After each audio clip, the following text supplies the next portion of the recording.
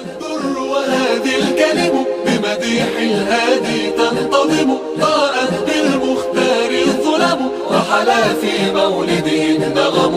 قسما بالله رب العالمين وارتضينا غير دين الله دين، فهو دين الحق دين الأنبياء إنه الإسلام. دیکھنے کی بات یہ ہے کہ بھئی آج مسلمان کیوں ایک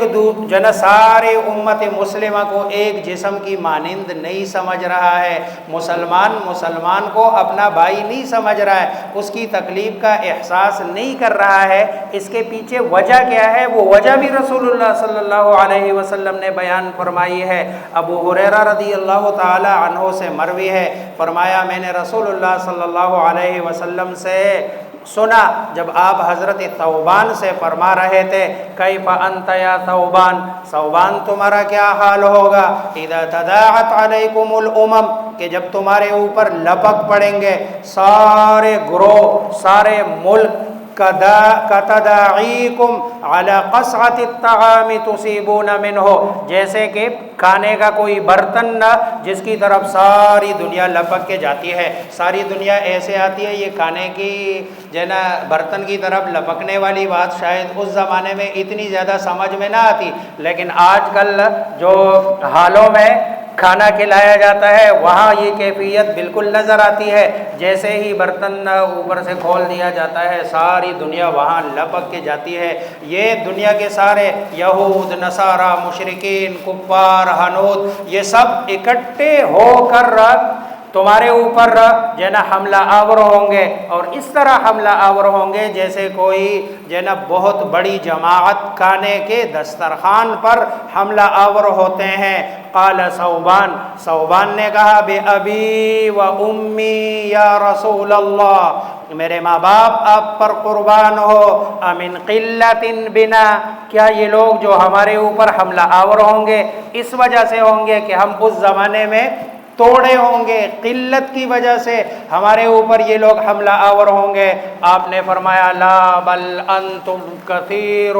یومئذ، کہ تم اس دن بہت زیادہ ہوں گے، 52-53 تمہارے ممالک ہوں گے، اور جو ہے نا ہر ملک میں کثرت کے ساتھ مسلمان ہوں گے، لیکن پھر بھی کفر تمہارے اوپر ایسے حملہ آور ہوگا جیسے کھانے کا برتن سامنے سے کوئی اپنا دفاع نہیں کرتا اور حملہ آور نہیں ہوتا، اسی طرح مسلمانوں کی بھی یہ حالت ہوگی. فرمایا پھر کیا وجہ ہے؟ آپ صلی اللہ علیہ وسلم نے فرمایا ولیکن یلقی فی قلوبکم الوہن، اللہ تبارک و تعالی تمہارے دل میں وہن ڈال دیں گے، تمہارے دل میں وہن کی بیماری ہوگی. صحابہ نے پوچھا اے اللہ کے رسول یہ وہن کیا ہے، یہ کون سی بیماری ہے؟ آپ صلی اللہ علیہ وسلم نے فرمایا حبکم الدنیا وکراہیتکم القتال، کہ دنیا کی محبت، تم دنیا کو اپنا محبوب بنا لو گے، وکراہیتکم القتال، اور لڑائی کو تم ناپسند کرو گے. ایک اور روایت میں ہے حب الدنیا وکراہیت الموت، کہ تم دنیا سے محبت کرو گے اور موت کو ناپسند کرو گے. ظاہری بات ہے لڑنے میں موت بھی آتی ہے، زخم بھی آتا ہے، جسم کو تکلیف بھی ہوتی ہے. تم آسائشوں اور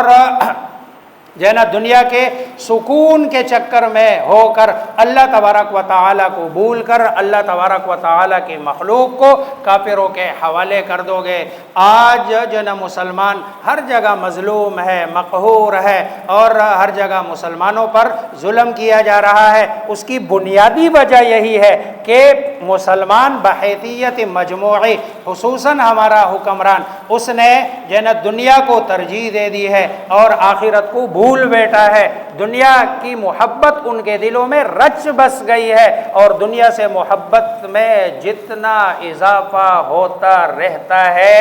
اتنا ہی بندہ اللہ تبارک و تعالیٰ اور نیک کاموں سے دور ہوتا رہتا ہے. آج جو ہے نا آپ سب دیکھ رہے ہوں گے میڈیا پر فلسطین کے مسلمانوں پر مظالم ہے، ان پر ظلم کیا جا رہا ہے. فلسطین کی جو سرزمین ہے اس کے بارے میں اگر میں آپ کے سامنے ایک جو ہے نا نقشہ پیش کروں، یہ کہ فلسطین کی جو سرزمین ہے جس کو سرزمین شام کہتے ہیں، شام یہ ایک ملک نہیں ہے، شام ایک علاقہ ہے. اور شام کے بارے میں رسول اللہ صلی اللہ علیہ وسلم وسلم کی اتنی ساری پیشن گوئیاں ہے۔ شام اب 4 ملکوں میں جس کو ابھی جس کو حدیث میں شام کہا گیا ہے، ایک سوریہ جس کو کہتے ہیں، سیریا کہتے ہیں، سوریہ کہتے ہیں اور شام بھی کہتے ہیں، لیکن وہ شام کا حصہ ہے، پورا شام نہیں ہے۔ شام میں سیریا بھی آتا ہے، اردن بھی آتا ہے، لبنان بھی آتا ہے، فلسطین بھی آتا ہے۔ یہ 4 ممالک ہے جس کو حدیث میں ملک شام سے اور سرزمین شام سے تعبیر کیا گیا ہے، چونکہ یہ حرم کے، مکہ کے، مدینہ کے یہ بائیں طرف ہے، اس لیے اس علاقے کو شام کہتے ہیں۔ شام اصل میں بائیں جانب کو کہتے ہیں، چونکہ یہ اس کے بائیں جانب میں یہ علاقہ ہے، اس لیے اس کو سرزمین شام کہتے ہیں۔ یہ پورا جو علاقہ ہے، قطع نظر اس کے کہ وہاں رہنے والے ان کے ہمارے ساتھ تعلقات کیا ہے، قطع نظر اس کے کہ وہ رہنے والے ہماری مدد کرتے رہے ہیں یا نہیں کرتے رہے، اس سے قطع نظر کر کے ہم نے اس سرزمین کو، جس سرزمین کو سرزمین شام کہتے ہیں، جس میں فلسطین ہے، اس کی تقدیس کیا ہے، ہمارے ہاں ان کا اس جگہ کا مقام اور مرتبہ کیا ہے، اس کو دیکھنے کی ضرورت ہے۔ سرکار دو عالم محمد مصطفیٰ صلی اللہ علیہ وسلم نے جن 3 مقامات کی طرف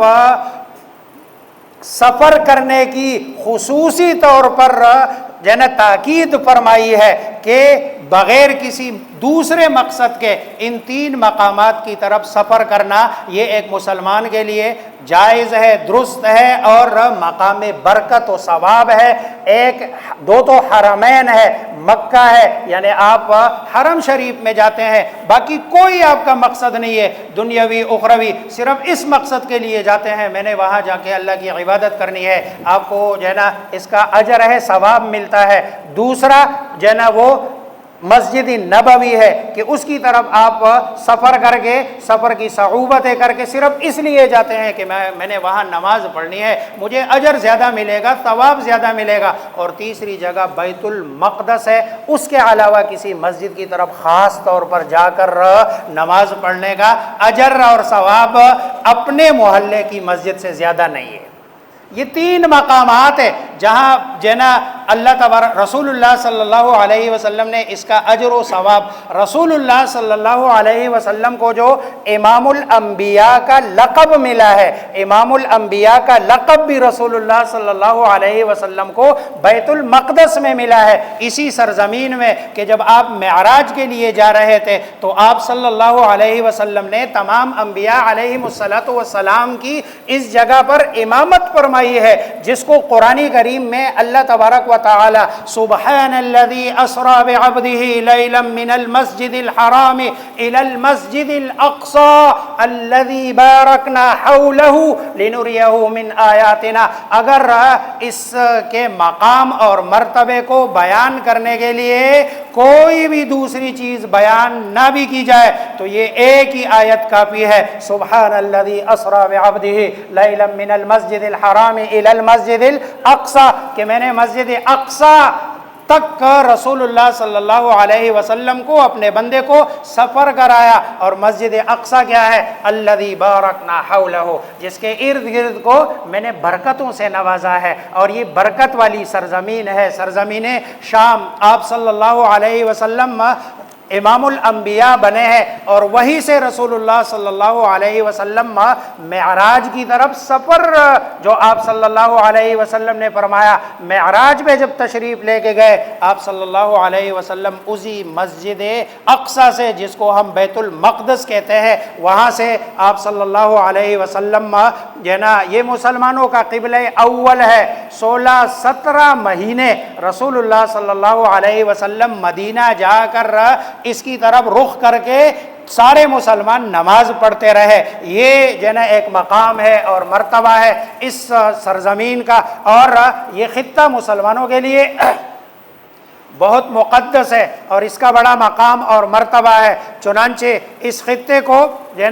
فلسطین کا جو علاقہ ہے، شام کا جو علاقہ ہے، یہ انبیاء علیہم الصلاۃ والسلام کا مسکن رہا ہے۔ جتنے بھی انبیاء علیہم الصلاۃ والسلام کثرت کے ساتھ یہ سرزمین شام میں آئے ہیں، جس میں اردن ہے، لبنان ہے، فلسطین ہے، حضرت ابراہیم علیہ الصلاۃ والسلام، حضرت لوط علیہ الصلاۃ والسلام، حضرت سلیمان علیہ الصلاۃ والسلام، حضرت داؤد علیہ الصلاۃ والسلام، اسی طرح حضرت موسیٰ علیہ الصلاۃ والسلام۔ مصر سے جب آپ کو کہا گیا کہ آپ اپنی جگہ واپس چلے جائیں، اور پھر یہ شام کا سفر کر کے حضرت موسیٰ علیہ الصلاۃ والسلام آئے ہیں۔ جب حضرت موسیٰ علیہ الصلاۃ والسلام بنی اسرائیل سے کہہ رہے ہیں ادخلوا الارض المقدسہ، کہ داخل ہو جاؤ اس ارض مقدسہ میں، یہ قرآن جس کو ذکر کر رہا ہے یہ ارض مقدسہ یہی سرزمین شام ہے، یہی فلسطین کا علاقہ ہے جس کو قرآن ارض مقدسہ کہتا ہے۔ قرآن کریم میں اللہ تبارک و تعالی نے اس سرزمین کے بارے میں بہت ساری آیات میں اس کو برکت والی زمین قرار دیا، اس کو مقدس سرزمین قرار دیا۔ چنانچہ حضرت ابراہیم علیہ الصلاۃ والسلام بھی شام کی طرف ہجرت کر کے گئے ہیں، اس سرزمین کی طرف۔ حضرت لوط علیہ الصلاۃ والسلام کے قوم پر جو عذاب آیا، اور حضرت لوط علیہ الصلاۃ والسلام کو اس عذاب سے نجات اللہ تبارک و تعالی نے دی، اور ان کے ماننے والوں کو نجات دی، یہ بھی سرزمین شام ہی ہے۔ حضرت داؤد علیہ الصلاۃ والسلام کا مسکن بھی یہی علاقہ ہے۔ حضرت سلیمان علیہ الصلاۃ والسلام نے پوری دنیا کی حکومت اور سلطنت بھی اسی بیت المقدس میں بیٹھ کر، اسی سرزمین میں بیٹھ کر فرمائی ہے۔ گویا کہ حضرت سلیمان علیہ الصلاۃ والسلام کا جو واقعہ ہے قرآن کریم نے جس کو نقل کیا، وہ چونٹی والا جو واقعہ ہے، چونٹی جو کہتی ہے یا ایھا النمل ادخلوا مساکنکم لا یحطمنکم سلیمان وجنودہ، یہ علاقہ بھی یہ شامی کا علاقہ ہے، فلسطین کا علاقہ ہے۔ اور حضرت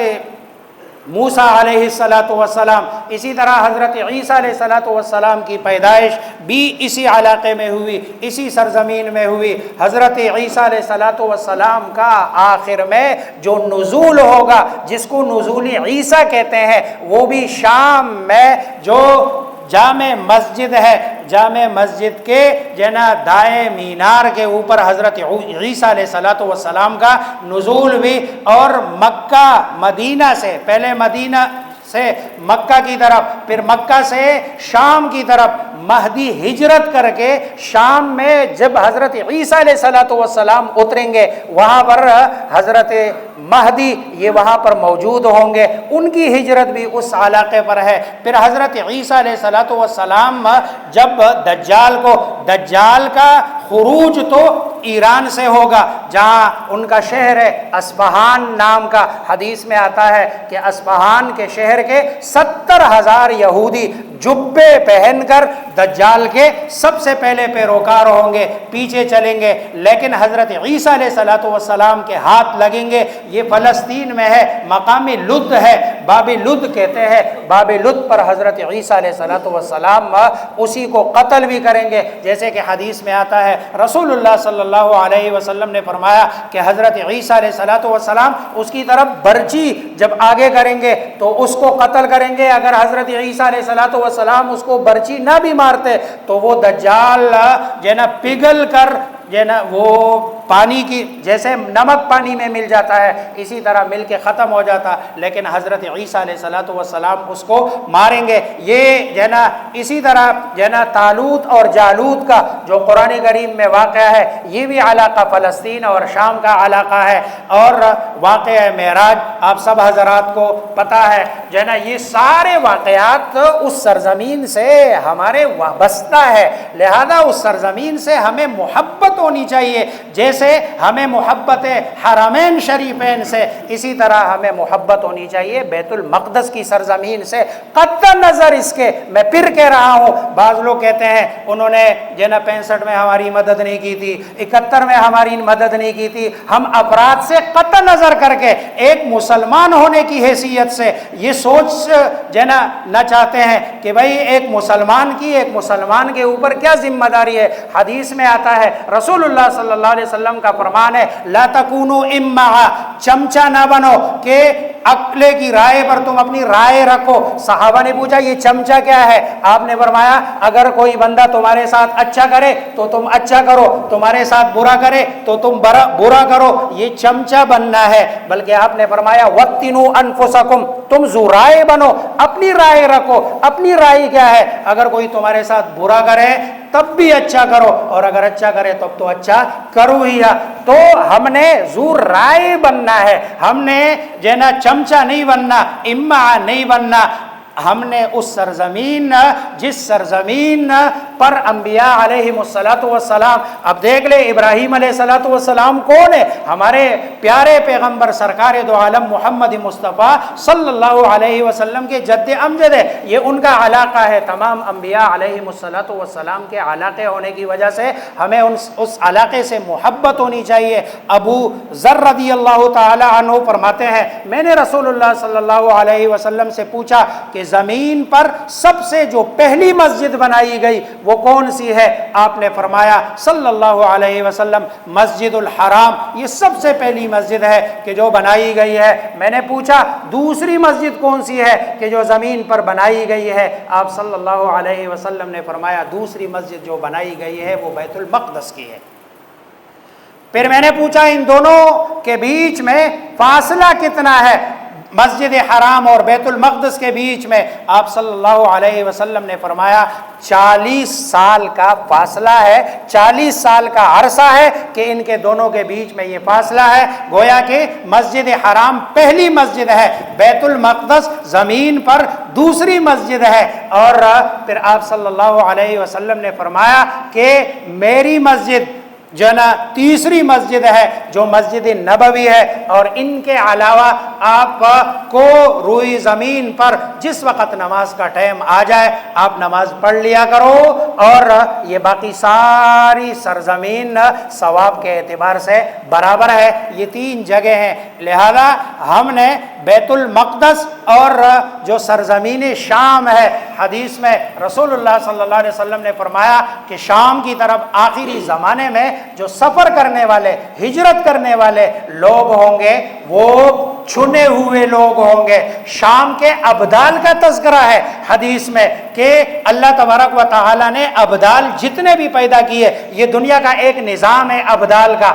جب بھی کوئی ایک ابدال دنیا سے چلا جاتا ہے اس کے پیچھے ایک سسٹم ہے، اور یہ سارے ابدال بھی اللہ تبارک و تعالی سرزمین شام میں، تو اس سرزمین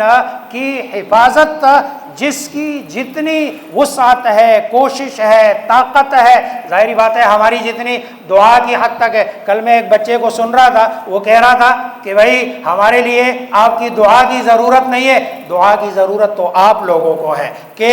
جنہوں نے اللہ تبارک و تعالیٰ کے دین کے لیے جو قربانی کا جذبہ ہے وہ چھوڑ دیا ہے۔ اللہ تبارک و تعالیٰ ہمیں جنا ان کی مدد کرنے کی توفیق عطا فرمائے، اور اللہ تبارک و تعالیٰ ہمارے حکمرانوں کو بھی غیرت ایمانی نصیب فرمائے۔